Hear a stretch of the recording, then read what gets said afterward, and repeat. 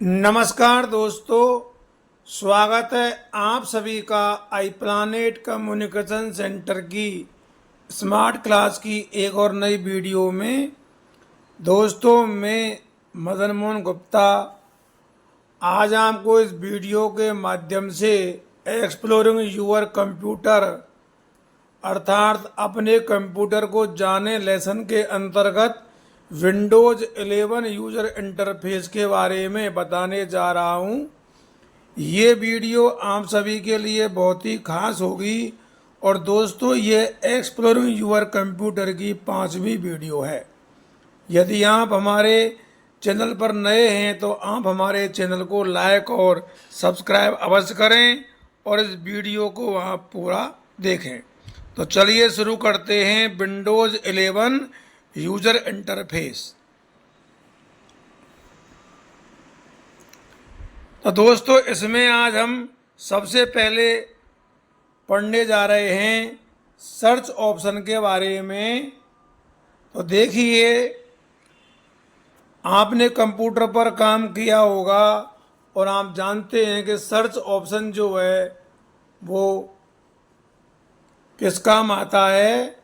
इसके द्वारा हम कंप्यूटर में किसी भी फाइल का, फोल्डर का या कोई भी जो है डिवाइस का या और कंप्यूटर में हम किसी भी चीज़ को देखना चाहें तो सर्च ऑप्शन के माध्यम से उसको हम देख सकते हैं।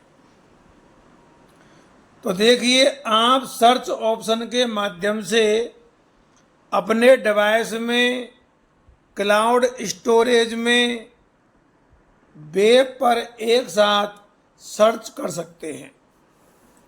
सर्च करने के लिए सबसे पहले हमें स्टार्ट मेनू को ओपन करना होगा।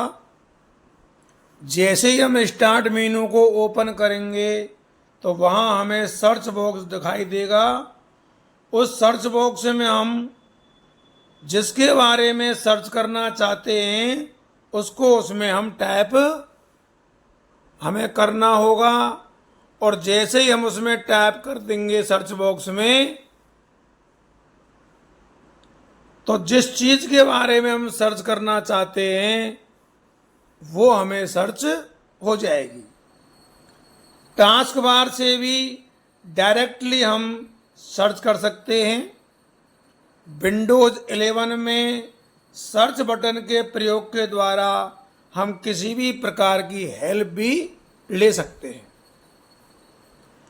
इसके लिए आपको कीबोर्ड पर प्रश्न टाइप करना है और उससे संबंधित लिंक जो है डिस्प्ले हो जाएगा। तो ये सर्च के बारे में है। अब हम देखिए दोस्तों, आगे बढ़ते हैं। फेवरेट ऐप को पिन करना। फेवरेट ऐप को पिन करना, देखिए, जिन ऐप्स या प्रोग्राम्स को आप फास्ट एक्सेस करना चाहते हैं उन्हें स्टार्ट मेन्यू पर पिन कर सकते हैं। आपने किया भी होगा पिन, स्टार्ट मेन्यू आपने देखी होगी। तो जिन प्रोग्राम है या ऐप्स हैं, अगर हम उनको फास्ट गति से चलाना चाहते हैं तो उन्हें स्टार्ट मेन्यू पर पिन कर सकते हैं। ऐसे ऐप जो लाइफस्टाइल हैं, आपको आपसे संबंधित लोग तथा प्रोडक्ट के बारे में तात्कालिक अपडेट प्रदर्शित करते हैं, तो उसके लिए सबसे पहले हमको स्टार्ट पर क्लिक करना होगा। उसके बाद ऑल ऐप्स को सेलेक्ट करना होगा और जिस ऐप को आप पिन करना चाहते हैं उस पर दाएं क्लिक करो। अब स्टार्ट करने के लिए पिन को सेलेक्ट करो। ये प्रक्रिया है पिन करने की। सबसे पहले स्टार्ट पर क्लिक करना, फिर ऑल ऐप्स को सेलेक्ट करना, फिर जिस ऐप को आप पिन करना चाहते हैं उस पर दाएं क्लिक करना और अब स्टार्ट करने के लिए पिन को सेलेक्ट करना। एक बार पिन करने के बाद आपका जो ऐप है वो दाईं ओर फाइल की तरह आपको दिखाई देगा। अगर हम साइज को बदलना चाहते हैं तो देखिए, साइज को बदलने के लिए भी जो टाइल दाएं क्लिक मूव करने के लिए उसको हम ड्रैग और ड्रॉप कीजिए। ड्रैग और ड्रॉप के द्वारा हम साइज को भी बदल सकते हैं। और अगर जगह भी कम पड़ रही है इसके लिए तो आप चिंता न करें, स्टार्ट मेन्यू जो है स्वतः ही अपने आप को एडजस्ट कर सभी के अनुरूप रीसाइज हो जाता है। तो ये हुआ पिन करना। अब पिन करने के बाद अगला आता है टास्क व्यू। अब हम पढ़ने जा रहे हैं टास्क व्यू के बारे में। तो देखिए दोस्तों, अगर आपने कई ऐप तथा प्रोग्राम खोल रखे हैं, कभी कभी क्या हम कंप्यूटर पर काम करते हैं तो कई ऐप या प्रोग्राम को एक साथ खोल लेते हैं। तो जब हम कई ऐप या प्रोग्राम खोल लेते हैं एक साथ में तो एक नया टास्क व्यू बटन उपलब्ध होता है। क्या होता है? एक नया टास्क व्यू बटन। ये ब्लू लिख दिया है, इसको आप व्यू पढ़ें, जिससे कि आप ओपन प्रोग्राम्स की विंडो के बीच स्विच कर सकें। सभी रनिंग ऐप तथा प्रोग्राम्स को देखने के लिए हमें टास्क व्यू पर क्लिक करना होगा और उसके पश्चात किसी भी आइटम को खोलने के लिए उस पर क्लिक करना होगा। तो ये टास्क व्यू के बारे में है, इसमें ज़्यादा कुछ नहीं है। सिर्फ आपको ये ध्यान रखना है कि किसी भी रनिंग ऐप है या प्रोग्राम है उसको अगर हमको देखना है तो हमें टास्क व्यू पर क्लिक करना है और टास्क व्यू पर क्लिक करने के बाद में किसी भी आइटम को हम खोलें उस पर हमको क्लिक करना होगा। अगला देखिए मल्टीपल डेस्कटॉप। डेस्कटॉप तो आपने कंप्यूटर में देख रखा होगा, लेकिन यहाँ हम मल्टीपल डेस्कटॉप के बारे में अब पढ़ने जा रहे हैं।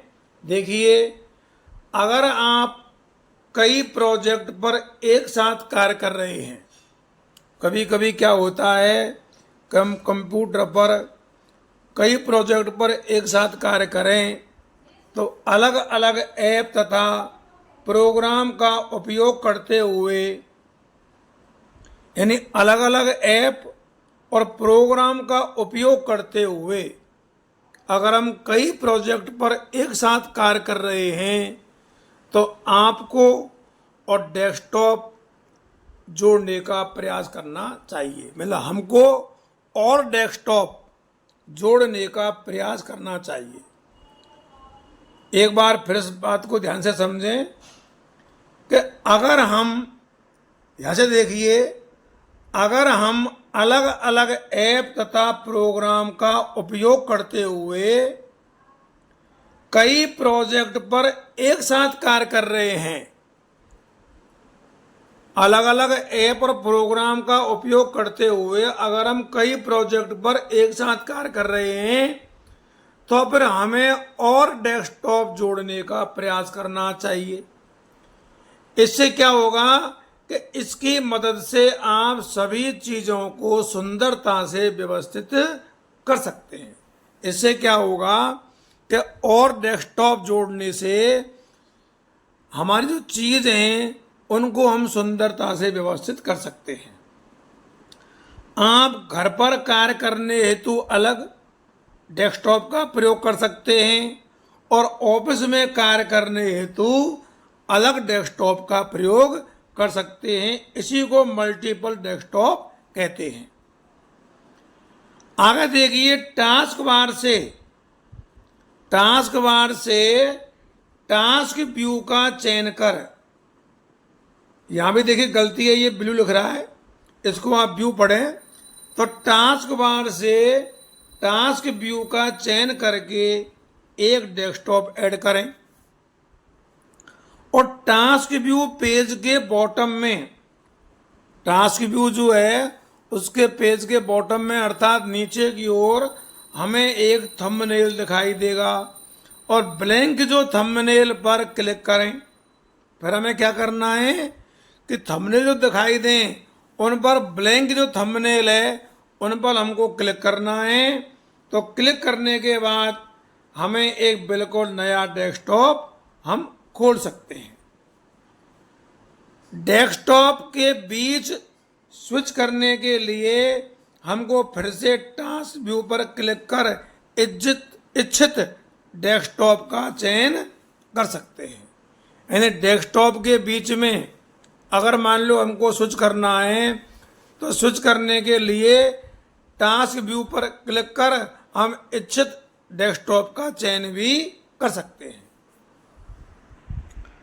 आगे देखिए माइक्रोसॉफ्ट एज। विंडोज 11 में ये डिफ़ॉल्ट ब्राउज़र है।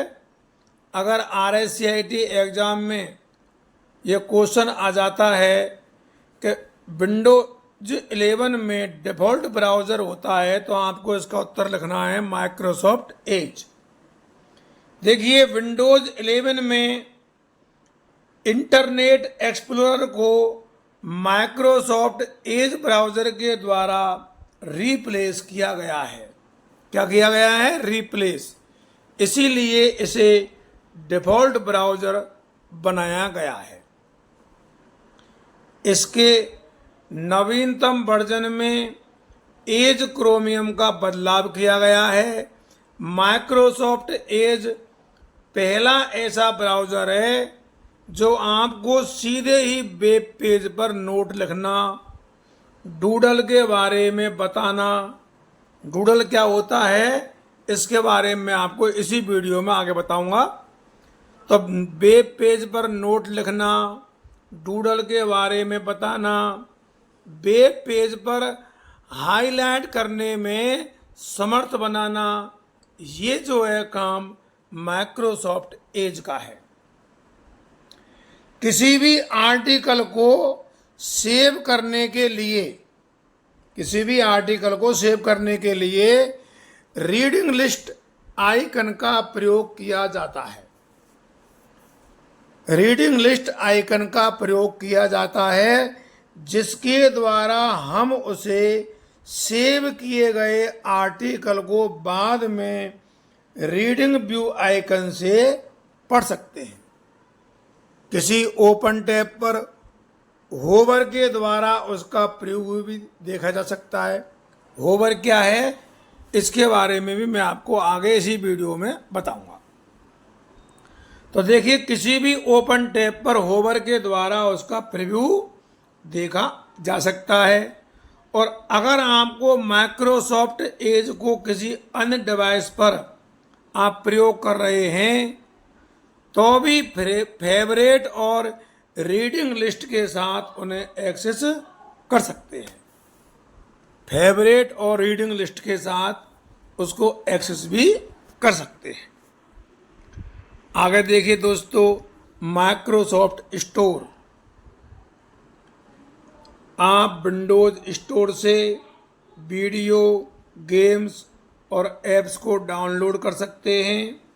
इसके आइकन को टास्क बार में पिन भी किया जा सकता है।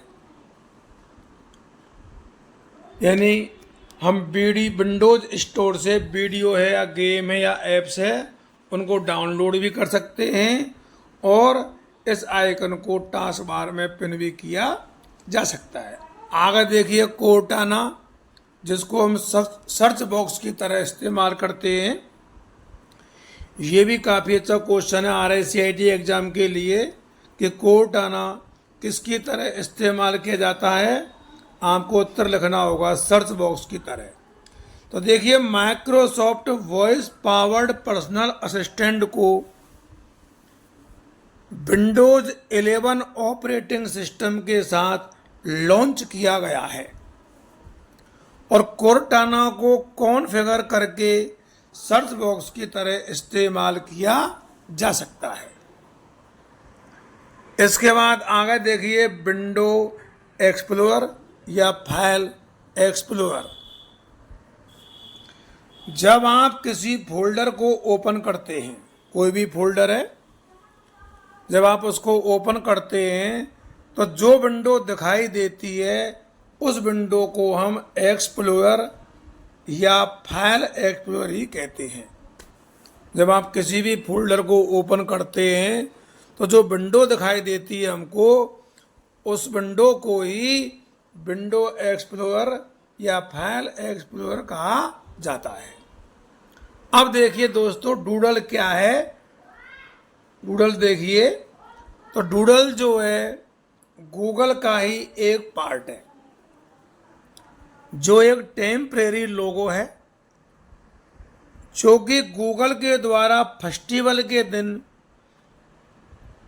गूगल के द्वारा अपने होम पेज पर लगाया जाता है।